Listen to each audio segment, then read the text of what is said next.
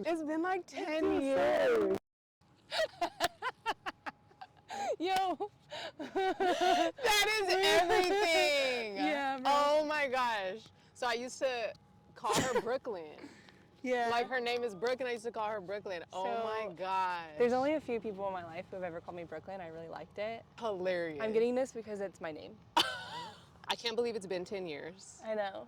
So we're here where I coached you. Uh-huh. It was 2014, great run. Describe to me your world through that time. So you were probably what, 16? 16! Oh, that's so weird. You were exactly 16. 16-year-old me, honestly at that time I think I was just like so set on like school and basketball. But like what would you say your core values were? Yes, my faith. Like that was when I started getting like really deeper in my faith. But if I'm being honest, like what was important to me was validation. Which is why I love you so much. That makes sense. Yeah. I feel like most 16-year-old girls like that is. So then, do you feel like validation was something you got? That you received? Or was it something you were looking for? I think getting offers was validation. I only have like a handful of coaches that I can say really took me to a different mindset. You were one of those for me. So you brought me validation, but it wasn't like, oh, you're so good type of validation either. Although that's what I was hitting on. Like, you brought me validation of like, you saw more in me and you brought that out. I would say like if a coach told me to like jump off a bridge, like I would do it. Interesting. Because if it meant I got validation from that coach, I would do it. I would do it. Well, thank you for that. You're welcome. It fills me up to know that you felt validated from anybody back then. You know, it's so important. It was hard for me to like respect certain coaches because I always felt like I knew more than them. And I think coaches felt that too. Like they felt like this girl thinks she knows more than me. And I really did. And I really did. I thought I knew more. But you were a coach where I was like, she knows what she's talking about. And she knows what she's doing. And I'm not going to challenge her because I think I could learn from her. I want to say this to you, that element of challenging authority helped me become a better leader. Because I think the combination of you respecting me and wanting to learn from me, and also kind of like, because I feel like you would challenge authority. I've seen you do it with people kind of around. Yeah. But I think it was with good intention. Yeah. So I think with us, it was a really good intersection because I feel like I was able to push you and you were able to respond, but you also like challenged me to be a better communicator as a leader, just a better woman, mom, all the things. Basketball was a big part of your life, obviously. What, it sounds like internally and externally, because you were also really good. Right. You were really good. You know. When did you first intersect with basketball? Not the stereotypical when you first pick up a ball, but like when did you really intersect with the game, you know? Okay, the first time I picked the ball up, no, I did not think I was a baller. Okay. In the first grades when I started, my dad put me in basketball because I was so tall. I think that my first basket or attempt was on my own basket. Did you even know what was going on? Everyone screamed. I'm like, what the heck? So that was first grade. Let's just pretend that didn't happen. Fast forward, second grade, my dad coached me, and that was when I felt it. I think that in second grade I chose number 1 because I thought I was number 1. I was a little conceited. Or confident. Or confident. Borderline conceited. Where do you think that came from? That's so good to have that kind of confidence that young, though. I think just everyone around me, like, boosting me all the time. All throughout elementary school, everyone always told me, like, you're a prodigy. And so I just believed that. So I got confident. Yeah, listen, we're going to rename that. Because it's hard to have confidence as a young girl. It's rare. Yeah. In the third grade, I remember, like, walking to the gym before my Hoopsters game and, like, kind of, like, doing all my moves. And, like, I was intimidating the other girls. And they're like, oh, my gosh. And I was like, yeah, I'll see you guys in like 5 minutes. I would like take the ball up and the ball comes in and I just start going between my legs all the way up. And then I'm like looking around for validation. Right. Looking around and seeing people's reactions. And then after it was like a timeout or something, I go and get water from the water fountain. And there's this little boy like, Dad, that's the girl who was doing the...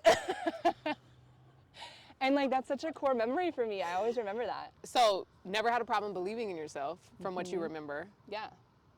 Do you remember a moment, I guess like a first moment where you didn't believe in yourself? Yeah. Honestly, I think it was in soccer. Soccer was actually the sport that I was like the best at as a child. I was so good that my dad got approached for me to join some like select team. So we tried it. And that was my first experience as a 9-year-old being cussed out at by a grown man, where I was like, what is this? What's going on? Right. And I froze and I played horrible. And that was really traumatizing, to be honest, and like was being screamed at the whole time, like no matter what I did. And so I think that I quit that team. Yeah, so I think that was like the first time I felt that. And then probably college is when I felt really, really low. Am I really horrible? And why would my coach recruit me if they think this of me? Good question. Like, why have things switched up? You were so high on me, and I still play the exact same, and now you hate my game. Like, I don't understand. I felt like in college especially, it really felt like me against the world a lot. Like, it really felt like I'm the only person who thinks I'm good, and everyone else thinks I suck. That's really what it felt like most of the time. Yeah. Yeah. Do you feel like you got the answer to the question of like what happened, or why did you treat me differently than my recruitment process? Or I mean, no, I never got that answer. There was a time that I challenged my coach at the time and asked. That was the first time I felt like I was speaking up for myself. I was 22. Right. I had been through so much at that point, and I was really like fed up. He couldn't give me an answer. I don't think there is an answer. Now that I'm older and like I'm not playing basketball, I can see some of the purpose in why I went through the things I went through. Okay. I had a girl that I trained, I think just 2 or 3 times. She was going through some verbal abuse at her high school. Good for you for naming it verbal abuse. Yeah. I'm older now, so I know what things are. When you're going through it, you don't know what's going on. Like you don't, and you also kind of second guess yourself. Like, am I sensitive? No one else seems to like call this out. Is it just me? Yeah, she came to me, her mom too. How old was she? In fact, I think she's 17. And a group of minors being called the B word and cussed at by a coach at a high school, which is really crazy, but also kind of normal now from like what I'm hearing. Right.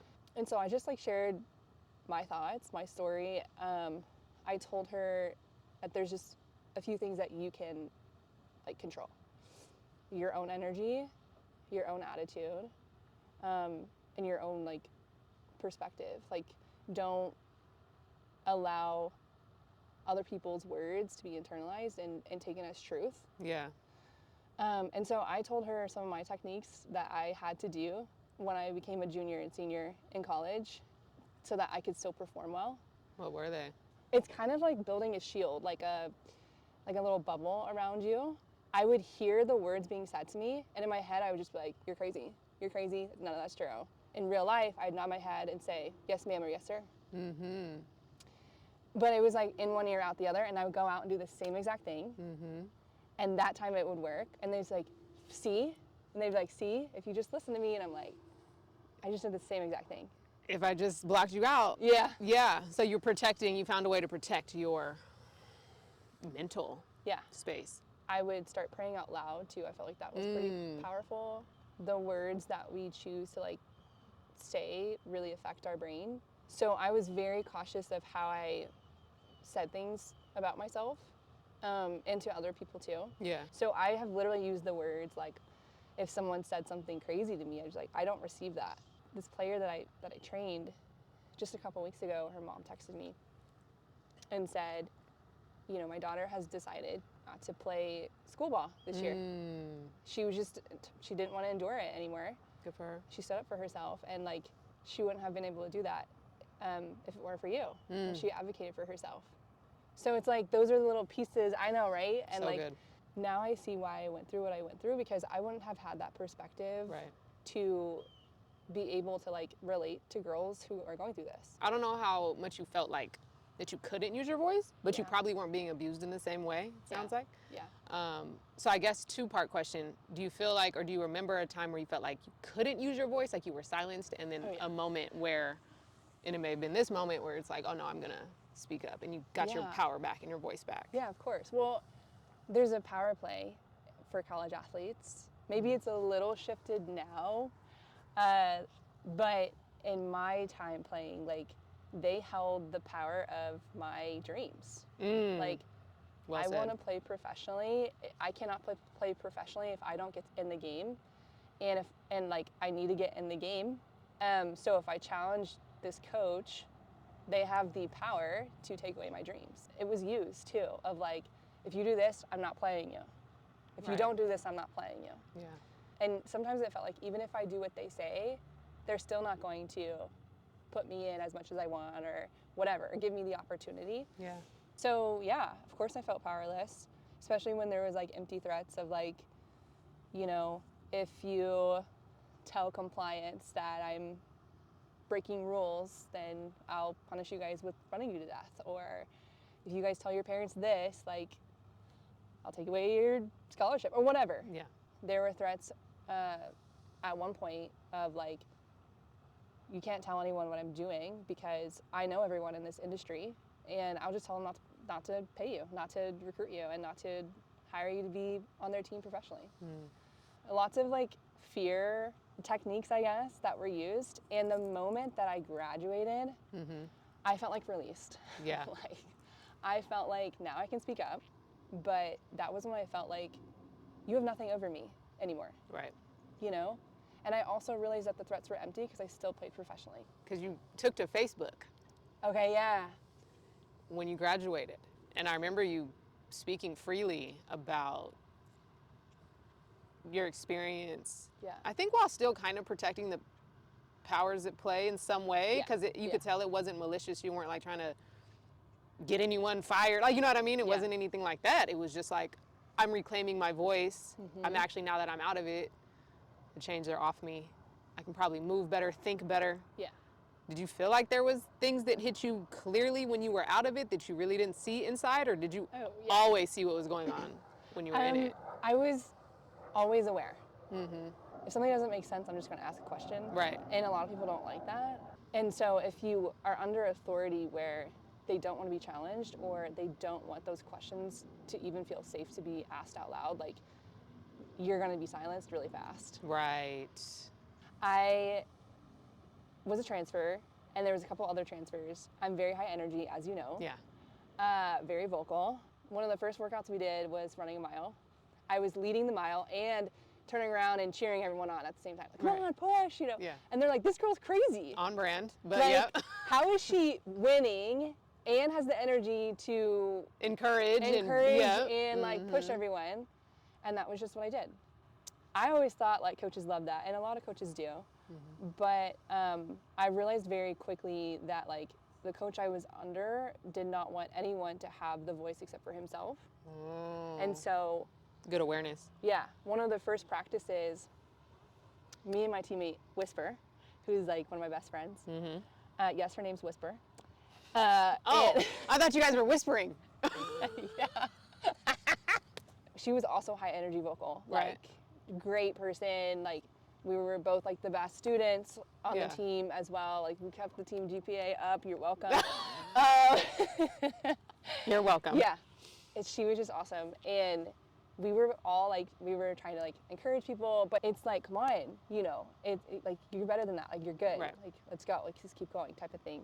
A couple of girls who had been there for a while told me and Whisper, like, stop cheering, stop talking, like, don't clap, like, seriously, you're gonna piss our coach off, and like, we're gonna have to run. And we started laughing, like, are you guys okay? Yeah. Like, seriously, that's are y'all interesting. okay? Yeah. And so that's when we kind of realized, like, maybe this is not what we thought it was, like, maybe this is not what it seems. Right. And yeah, and then we found out very quickly, like, why they felt that way, why they felt so in fear of just like, am I allowed to even like ask a question? Am I allowed to even like clap or cheer on my teammate? Or like, if I'm smiling, will my coach think that like I'm not taking this seriously, which that happened too. Talk about minimizing, like just diminishing you guys as people. Yeah, It was. Yeah. And so I did not feel safe to be me Right. in that environment. Right. I very quickly like went into a depressed season. So I ended up seeing a psychiatrist. I tried to avoid it. My athletic trainer was like, Brooke, you need to like, I was having panic attacks, which was my first time having panic attacks. I thought I was going crazy because it felt like you were going to get hit by a car, Yeah. but you're like in your bed. Yeah. Well described. Yes. Yeah. Before every practice, I feel like I can't breathe. So she's like, I think you're having anxiety, and I'm going to tell you to go to a psychiatrist. My psychiatrist told me if you weren't feeling these things, then there'd be something wrong. Like, Got you. Like, what you are feeling is normal for what you're going through. And I can tell you what helped me was I was so desperate. I Googled cheap golden retrievers near me.